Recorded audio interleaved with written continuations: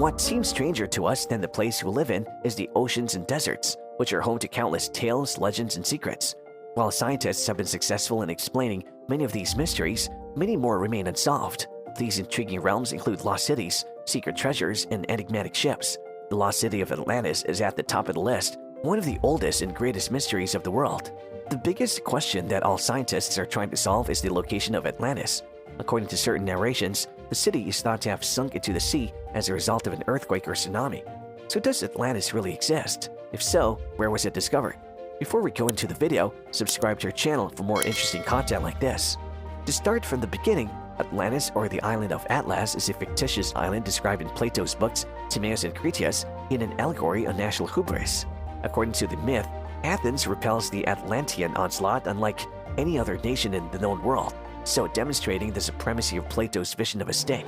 The story closes with Atlantis losing favor with the gods and sinking to the Atlantic Ocean. Despite it being fictional, humans have been looking for it for thousands of years. The fabled island that submerged beneath the seas in the distant past, taking a sophisticated civilization with it. Is there a chance we'll ever find it? Atlantis was described as being bigger than Libya and Asia combined.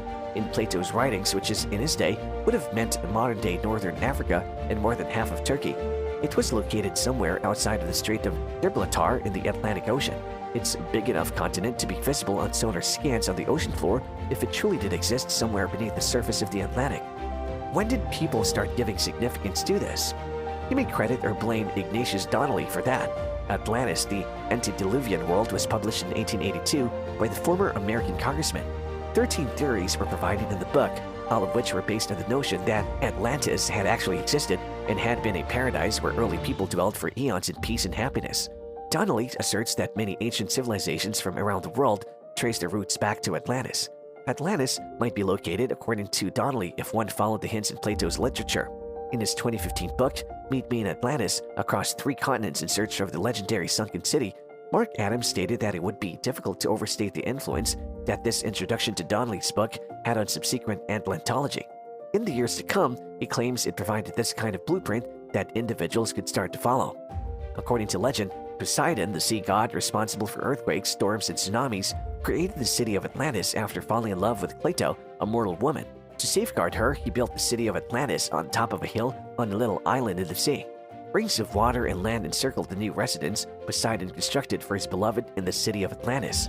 5 tunnels were used to connect the 5 water rings to the land, and a large canal was used to connect the outer rings of water to the ocean. Ships could fit in the tunnels, and every entrance to the city was protected by gates and towers. Additionally, the wall that encircled the rings was constructed from red, white, and black sandstone and embellished with priceless metals. Poseidon is said to have enchanted his bride on another hill known as the Hill of Cleito because he had doubts about her infidelity. Huge pillars and moats encircled this hill. However, in many myths written after Plato's time, Atlantis was represented as a massive city with no mention of its size. The American Christian mystic Edgar Cayce proposed that Atlantis and Eurasia were the same sizes. Atlantis found. In the African nation, one can find the remains of the great city that Plato described in the 4th century BC. Conspiracy theorists are confident that satellite images can verify Atlantis' location in a region of the Sahara that encompasses the country of Mauritania. According to Plato, Atlantis completely disappeared in a single day and night of misfortune. Conspiracy theorists have spent decades looking for Atlantis at the bottom of the sea despite the fact that there is no proof that it was anything other than a work of fiction. However, a recent proposal based on satellite images of North Africa hypothesizes that Atlantis may have lived in the open for a very long time. Recently, some enthusiasts have claimed to have discovered the location of Atlantis in the world's largest hot desert, spanning the full width of North Africa.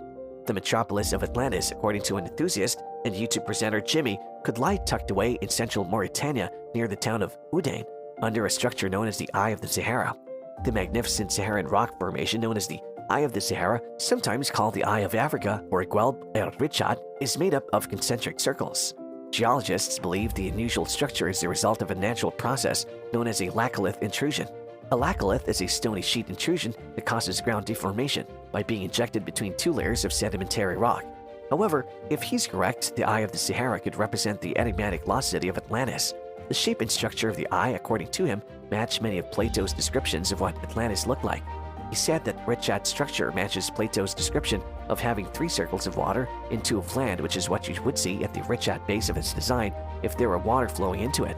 Not only that, the diameter of the outer circle matches the size described by Plato within a very small margin, if not identical. The notion was met with skepticism from the online community, with many stating the Eye of the Sahara is simply a spectacular natural phenomenon. He claims it's not just the precise size and shapes Plato described, 23.5 kilometers across and circular, but those mountains he described to the north, as well as traces of old rivers that Plato stated float around the city, can be seen rather clearly on satellite imagery. Scientists have yet to determine what caused the Richat formation, claiming that while it appears to be a crater, there is no trace of any impacts. The scientific record does demonstrate that the Earth experienced considerable climate change around 11,500 years ago, when Atlantis is said to have vanished. Jimmy also points to satellite footage that looks like the aftermath of a tsunami, something no one alive today has experienced. Most academics believe the story of Atlantis was just that, a story. Several locations have been identified as suitable candidates in recent decades, including Crete, the Atlantic, and even Antarctica. Legends and findings. According to Plato, Atlantis was a vast island that featured a Poseidon temple as well as circular walls and canals. However, no technology has yet discovered such a city on the ocean floor. While some hypotheses stated that Atlantis was located in the Mediterranean off the coast of Spain, others suggested that it may possibly be under Antarctica. For a long time, the Azores were thought to be the location of Atlantis. However, fresh study has identified a new location, and scientists are confident that Atlantis may be found in Cadiz, somewhere between the oceans of Spain and Morocco. Many people asserted that America was the legendary Atlantis in the decades after the time Columbus brought word of the New World to Europe. But it was in the 20th and 21st century that the hunt truly took off. Some researchers have cited a volcanic explosion that decimated Minoan towns and destroyed portions of the island of Santorini around 600 BC. In too much hoopla, a team declared in 2018 that they had discovered solid proof that Atlantis existed. A group of circles in a national park in Spain served as important proof, and later it turned out that there were experimental ponds built in 2004 and 2005 for a zooplankton study.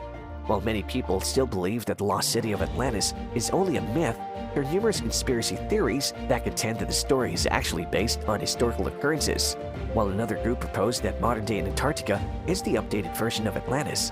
Meanwhile, James Romm, a professor at Annandale, New York's Bard College, claims that Plato himself crafted the tale to illustrate some of his philosophical views, primarily about his ideal society theory. The extent to which the story is true is a mystery in and of itself. However, until the reality beneath it is fully revealed, the world will continue to speculate about the existence of the greatest metropolis of all time. Well, what do you think about the findings? Is it the Atlantis people have been speculating about for all these years? Let me know your opinions in the comments section below, and don't forget to subscribe to our channel.